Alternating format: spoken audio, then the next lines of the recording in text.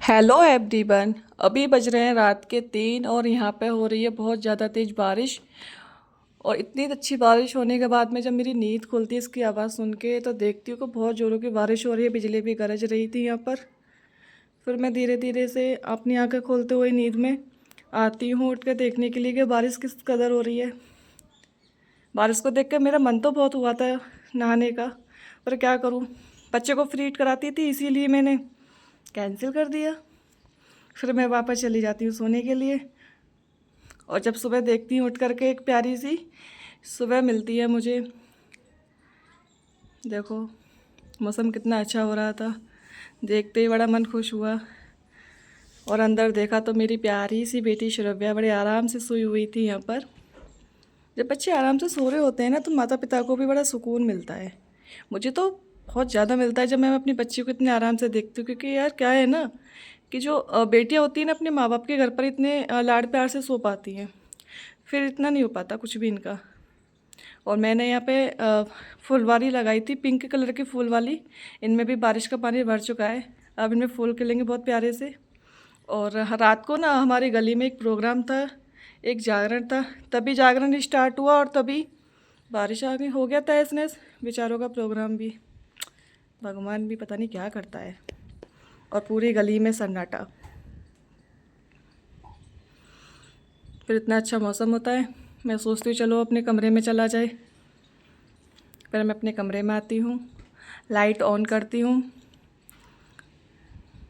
फिर मैंने अपने कमरे का दरवाज़ा बंद करके सोचा थोड़ी देर के लिए कुछ पढ़ाई की जाए जब तक मेरा बच्चा सो रहा है। तो क्योंकि बच्चे सो रहे होते हैं ना, पढ़ाई तभी पूरी हो पाती है। जब बच्चे उठ जाते हैं ना फिर पढ़ाई नहीं हो पाती, क्योंकि तब ये बहुत ज़्यादा शोर शराबा करते हैं, खेलते कूदते। और ये हैं मेरे इंग्लिश के नोट्स,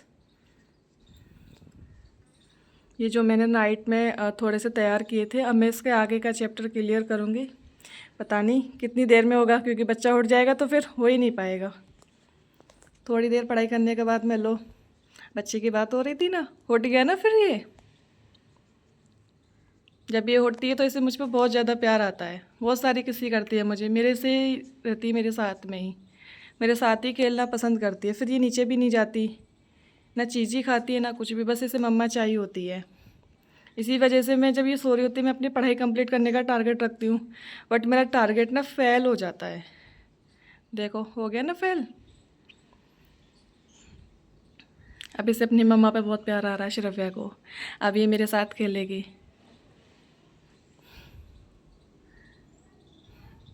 पता नहीं बच्चों को कैसे पता लग जाता है कि मम्मी जब भी खाना खा रही होती है तभी इनको सुसु पोटी आते हैं, तभी कहीं जाना होता है तभी ये बच्चे रोते हैं, तभी मैं बड़ा मुश्किल से टाइम निकाल के अपने लिए कुछ करती हूँ तभी ये रोने लग जाती है, उठ जाती है। अभी देखो मैं पढ़ाई पूरा करना चाह रही हूँ और मेरा बच्चा मेरे साथ खेलना चाह रहा है, पर मैं भी ना साइड में अपनी बुक्स को रख के इसको पूरा टाइम देती हूँ, क्योंकि पढ़ाई ना यार बाद में भी हो जाएगी, पर बच्चे को पूरा पूरा टाइम देना बहुत ज़रूरी है। क्योंकि बच्चे ना जब बड़े हो जाते हैं तो हम इनकी इसी लाड प्यार के लिए तरस जाते हैं, इसलिए मैं तो पढ़ाई को छोड़ के अपने बच्चे के साथ मस्त रहती हूँ। देखो लग रही है ना क्यूट, परी जैसी एकदम। अब इसको पता लग गया कि आज इसके पापा छुट्टी पे आने वाले हैं तो तैयार होके नीचे चल दी ये। देखो मेरे से पहले ही तैयार होकर चल दी। और यहाँ पे हो गया हमारा कमरा भी रेडी। मैंने पढ़ाई थोड़ी सी की, उसके बाद में अपने बच्चे को खिलाया और अपना पूरा कमरा साफ़ करने के बाद में मैं चली नीचे, क्योंकि बारिश वाला मौसम है, अच्छा मौसम हो रहा था। फिर से बारिश शुरू हो गई, गेट खोल के देखा तो मैंने सोचा क्यों ना इस मौसम में चाय पकौड़ी बना जाए। और यहाँ पर हम चाय पकौड़ी की बात कर ही रहे थे, मौसम बहुत अच्छा हो रहा था। मेरा नहाने का तो बहुत मन था पर नहीं। और ऐसे मौसम में ये एक सिंगर हैं पलक मुंचुल, कुछ ऐसा ही नाम है इनका, मुझे नाम भी याद नहीं है। इनके गाने सुनने का तो मज़ा ही कुछ अलग है। ये देखो बारिश होने के बाद, चाय पकौड़ी होने के बाद हम नहा धो के चल दिए पूजा घर में। यहाँ पर भी मेरी नन्ही सी परी मेरे से पहले पूजा करने के लिए पहुँच गई। ये देखिए जब ये छोटी थी ना मेरी मम्मी इसके सामने पूजा पाठ किया करती थी, इसको तभी से बहुत शौक़ था पूजा पाठ करने का। इसको सब पता है धूप बत्ती कैसे लगाते हैं, दिया कैसे जलाते हैं, जय जय कैसे करते हैं। और ये अपने साथ साथ ना ये बाकी के बच्चों को भी मोटिवेट करती है कि जय जय करने के लिए हाथ जोड़ा जाता है, दीप जलाया जाता है, इस तरीके से मुझसे भी करवाती है। ये देखो यहाँ पे हम नहा धो के रेडी हो गए थे। सारे बच्चे नहा धो के तैयार हैं पूजा पाठ करने के लिए। हम सब ने फिर साथ में मिलके एक छोटी सी धूप बत्ती जलाई श्रव्या के हाथों से।